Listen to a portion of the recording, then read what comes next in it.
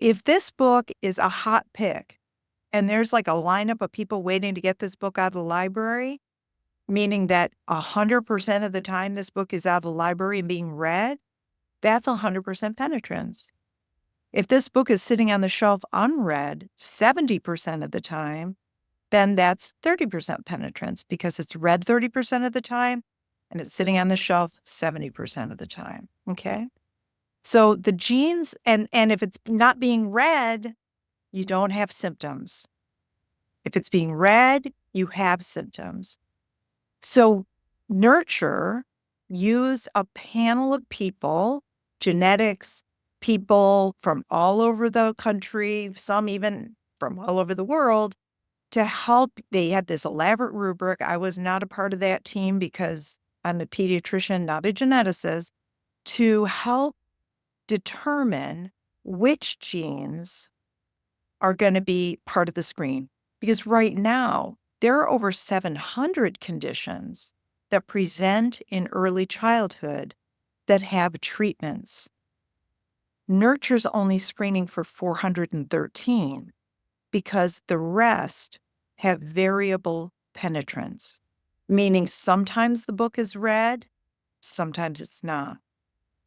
And we don't necessarily want to spread worry for things that are only read 50% of the time or 60% of the time. So the conditions, the variations that Nurture screens for and reports on, these books are read like 95% of the time. That means if you have the variation, you are highly likely to have the condition. And And so that's you important. explained to me about Wilms. So now you know that you have a high likelihood that your Yeah, Wilms child is is going to actually be. 99. And So, so you do serial ultrasounds right. or So MRIs? exactly. So if you ended up, let's say you had your newborn or 1-month-old screened and it came back with a high risk of Wilms for your output, as your pediatrician, I'd be like, holy crap. And I would begin doing ultrasounds. And because we have a team of geneticists and rare disease experts and in all areas, we would tell you when to start, what would the frequency be of those ultrasounds, and everything you'd need to know as a pediatrician. I'm not sure I can tell you that right now, but we would be at the team, the nurture team would be able to give that guidance. And so when they see the tumor, they go in and they just Right. excise They the take it out when tumor. it's the size of a pea instead of waiting until you palpate it. Yeah. And the idea Wow. is by taking it out at a very small size, you can minimize the need for additional treatment and complications and all of that. So this And may be a silly question, Yeah. but if this thing is so good to predict the future, why not just take the kidney out from the beginning before it develops into worms? Because it isn't And then 100, take stems. it isn't 100%. Yeah. and what do you do when you don't have a kidney? How do you pee? No, you have another kidney. Well, you don't know which kidney it's going to come out on either. Ah, okay.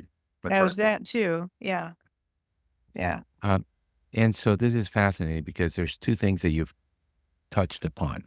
So autoimmune diabetes is polygenetic, variable penetrance with an outside trigger that's probably an enterovirus, but could be something else.